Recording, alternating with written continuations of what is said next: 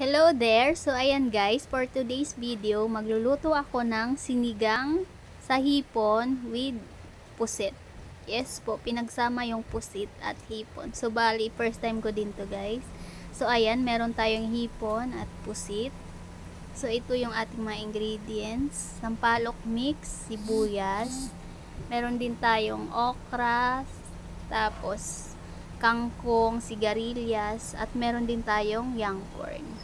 So, yan po kasi yung gustong sahog ng boss ko. Kaya yan yung gagawin natin. So, ayan, nagpakulo na ako ng tubig. Lagay natin yung ating sibuyas. Tapos, yung ating sinigang mix, which is sampalok, yung flavor. Tapos, ilalagay natin yung ating okra. Ayan, tapos isunod na natin yung ating sigarilyas. So ayan, sunod na natin yung young corn. So ayan guys, bali nilagyan ko na yan ng asin. Tapos yan, kumukulo na siya. Ilagay na natin yung ating hipon at pusit.